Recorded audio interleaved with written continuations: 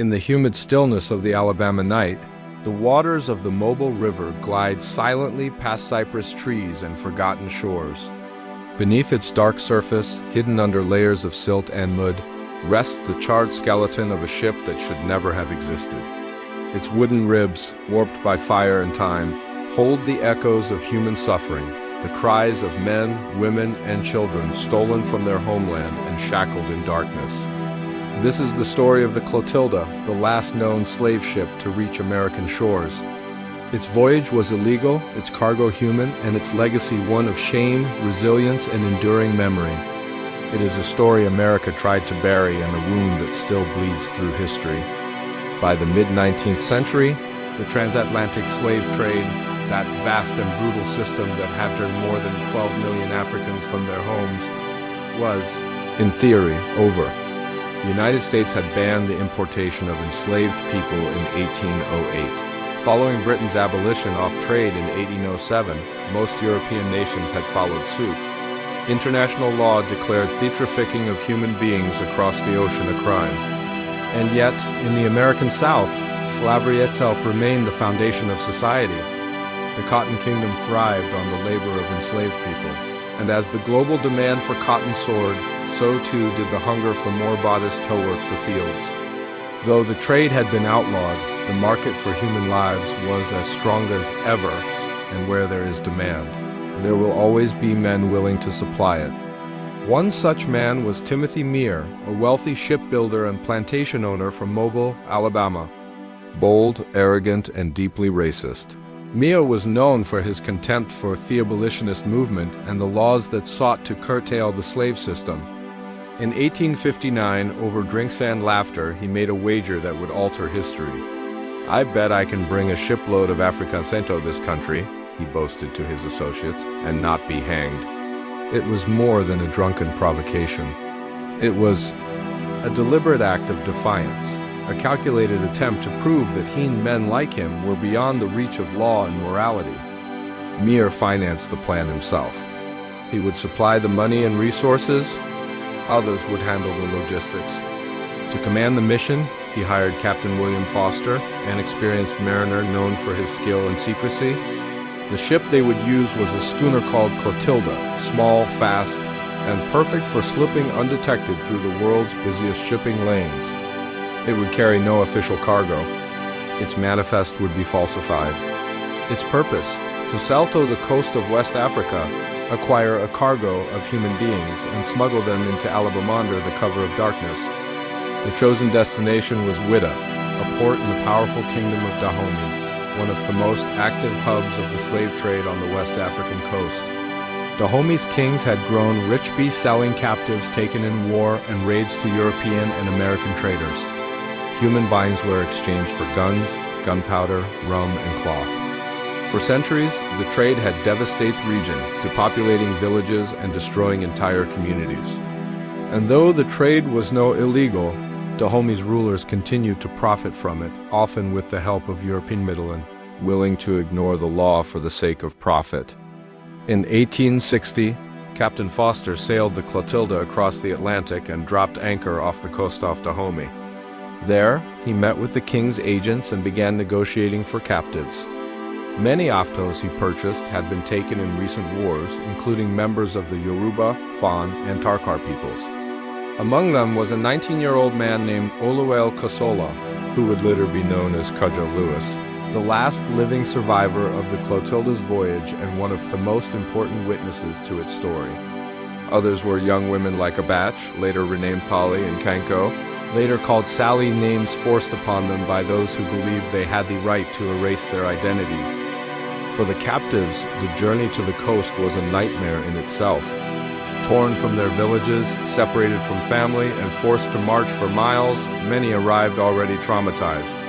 The sight of the sea, vast, unfamiliar, and terrifying, only deepened their despair. Some believed they were being taken to their deaths. Others whispered that the white men would eat them.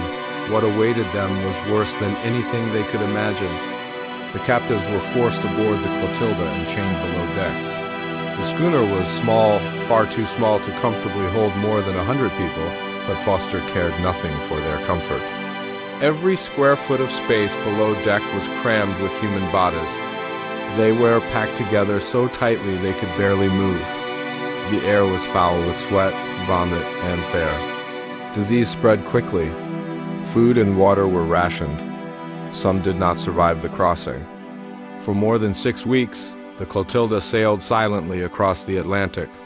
Foster knew that patrol ships from Britain and the United States were searching for slavers, and capture meant death. The voyage had to remain a secret. He avoided busy ports and shipping lanes, sailing under false papers and relying on speed and stealth to evade detection. On board, the captives lived in constant terror. They had no idea where they were going or what fate awaited them. They spoke different languages, came from different cultures, and had little means of communicating, yet they shared the same fear, the same grief, the same desperate longing for home. When the Clotilda finally reached the Gulf of Mexico in July 1860, the mission was far from over. Foster knew he could not simply sail into port with a hold full of captives.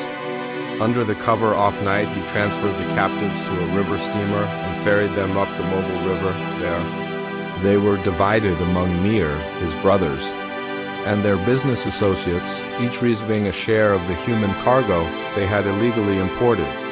Some captives were sold to their planters. Others were kept by the Mir family to labor on their plantations. With the transfer complete, Foster set fire to the Clotilda and sank it in the swampy waters of Thuriver. It was a desperate attempt to destroy the evidence of their crime. If the ship could not be found, prosecutors would struggle to prove that the voyage had ever happened. And that is precisely what happened. Federal authorities soon learned of the Clotilda's arrival and launched an investigation. Mir, Foster, and others were indicted on charges of illegal slave trading, a capital crime. But with the ship gone and no physical evidence to present in court, the charges were eventually dropped. The men who had planned and executed one of the most flagrant violations of federal law in U.S. history walked free. Timothy Mir had won his bet. But for the 110 men, women, and children who had been stolen from Africa, the nightmare was just beginning. They had arrived in a country that claimed to value freedom but denied them even the most basic human rights. They were stripped of their names and identities, baptized with foreign names, and forced to labor on plantations far from the lands of their birth. Families were torn apart. Loved ones were separated and sold. Many never saw each other again. Yet, even in the darkness of bondage, they resisted. They spoke to one another in whispers, clinging to fragments of their languages. They shared stories of home, preserving memories of lives they had lost.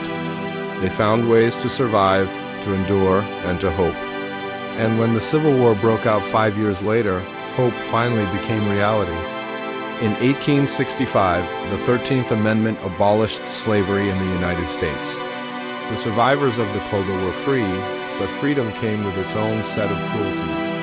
They had no money, no property, and no way to return to Africa. Many dreamed of going home, but the cost of passage was far beyond their reach. The nation that had stolen them offered no assistance. They were free, but stranded in a land that had stolen everything from them. And so they made a choice. If they could not return to Africa, they would bring Africa to them. Together, they pooled their wages from working as sharecroppers and laborers. Piece by piece, they purchased land just north of Mobile. On that land, they built a settlement, a place where they could speak their own languages, practice their own customs, and govern themselves according to their traditions. They called it Africatown. They called it Africatown, and to those who built it, it was more than a settlement. It was a living memory of the world they had lost. On those few acres of Alabama soil, the survivors of the Clotilda recreated as much of home as they could remember. They spoke Yoruba and Tarkar. They sang songs from the forests and rivers of West Africa. They built homes with the same designs they had seen in their villages and organized their community by the customs of their ancestors. They planted gardens with okra, yams, and rice, the foods of their homeland, and they celebrated births, marriages, and harvests with dances and ceremonies that had crossed the ocean in their minds and hearts. In this new world, they were no longer property. They were no longer numbers on a plantation ledger. They were people again, mothers, fathers, brothers, sisters, building a life from fiches of captivity. But they could never forget the trauma that had brought them here. The scars of chains and separation, the memories of violence and humiliation, and the ache for the land they would never see again stayed with them for the rest of their lives. Among them, one man's voice rose above the rest, the voice of Oluwel Kasola, now known as Cudjoe Lewis. Cudjoe never stopped telling his story. He told it to his children, to visitors, and eventually to the world.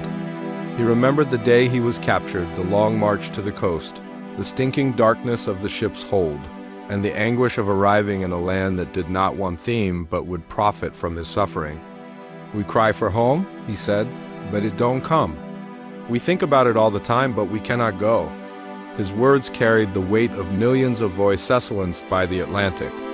Cudjoe lived long enough to see the turn of a new century. In the 1920s, the writer and anthropologist Zora Neale Hurston visited Africatown to record his testimony. For weeks she sat with him beneath the shade of a tree, listening to his memories and writing them down. Her book Barracoon, The Story of the Last Black Cargo, would not be published until decades later, but it preserved Cudjoe's story and the story of the Clotilda in his own words. Through him, the survivors refused to vanish from history. Life in Africatown was not easy. The descendants of enslavers still controlled the economy and the politics of the region, and racism remained deeply rooted in the South. The former captives and their children were often mocked, segregated, and discriminated against. They were called the Africans, a name meant to isolate them. Yet they turned that name into a badge of honor. They were Africans, and they would not be ashamed. They built churches and schools, taught their children to read and write, and sent them to work in sawmills and shipyards. They opened stores and businesses. They even elected their own leaders to govern their affairs. For a time, Africatown thrived as one of the most independent black communities in the United States, a testament to resilience and self-determination born from unimaginable suffering. But even as Africatown grew, the memory of the Clotilda itself faded into legend. Locals whispered about a burned ship buried beneath the river mud, but no one had ever found it. Some said Foster had scuttled it near 12 Mile Island. Others believed it had been dismantled and scattered. Historians debated whether the ship had ever existed at all. Without physical proof, many dismissed the story as folklore, a myth passed down to comfort the Sioux who bore the scars of slavery. Yet the descendants of the survivors knew the truth. They had heard the stories from their grandparents and great-grandparents. They knew the names of those who had come on that final voyage. They knew the pain that had been carried across the sea, and they knew that somewhere beneath the waters of the Mobile River, the Clotilda still slept, the silent witness tune of the darkest crimes in American history. Decades turned into generations. The survivors died one by one. Cudjoe Lewis passed away in 1935, the last living witness to the Clotilda's journey. Africatown endured, but it changed. Industry moved in, polluting the air and water. Young people left in search of jobs and opportunities elsewhere. Poverty and neglect took their toll. By the late 20th century, Africatown had become a forgotten corner of Mobile, much like the story of the ship that had brought it into being. Then, in the spring of 2018, everything changed. Heavy storms had shifted the riverbed, and a local historian named Ben Raines stumbled upon the remains of a wooden vessel buried deep in the mud. Its size, construction, and location all matched the descriptions of the Clotilda. Archaeologists were called in, and after months of careful study, the verdict was confirmed. Thurek was real. The Clotilda had been found. The discovery made headlines around the world. For the descendants of the ship's survivors, it was more than an archaeological triumph. It was justice. "Our ancestors told us this story," said Joyce Lynn Davis, a descendant of Clotilda survivor Oluwel Kasola. "Now nobody can say it's a myth. Now nobody can deny what happened." The river had given up its secret, and with it, the truth that so many had tried to erase. The recovery of the Clotilda ignited a renewed interest in Africatown and its history. Historians, journalists, filmmakers, and tourists flocked to the area. Efforts began to preserve what remained of the community and to build museums and memorials to honor the people who had entered that final, illegal voyage. The descendants organized heritage tours, cultural events, and storytelling sessions to educate future generations about their ancestors' resilience and strength. But the discovery also reopened old wounds. It forced America to confront a chapter of its past that many would rather ignore, the fact that decades after slavery was declared illegal, men like Timothy Meare were still willing to break the law for profit and prestige. It exposed the hypocrisy of a nation that claimed to value liberty while continuing to profit from human bondage. And it highlighted the ongoing struggles of the descendants, many of whom still live in poverty, fighting for environmental justice and economic investment in the very community their ancestors built. The Clotilda story is not just a tale of one ship. It is the story of an entire system, a system that commodified human life, that built nations on the backs of stolen labor, and that continues to shape the world we live in today. It is a story of arrogance and cruelty, but also of resiliency and defiance. It is a story of people who refused to disappear. Even today, more than 160 years after the Clotilda's arrival, the legacy of that voyage endures. The descendants of its survivors walk the streets of Africatown and beyond. They carry thestries of their ancestors in their names, their traditions, and their fight for justice. They are the living proof that the attempt to erase them failed. The Clotilda may have been the last slave ship to cross the Atlantic, but its story is far from over. It lives on in the people who refuse to forget, in the community that rose from its ashes, and in the ship itself, still resting in the mud, still whispering its truth to anyone willing to listen. It is a monument to humanity's capacity for evil, and to humanity's capacity to rise above it. The waters of the Mobile River continue to flow, carrying with them the memory of that final voyage. And as long as they do, the story of the Clotilda will not fade. It will remind us of greed and cruelty, of courage and hope, of what was done and what must never be done again. It will remind us that history, no matter how deeply buried, will always find a way to surface.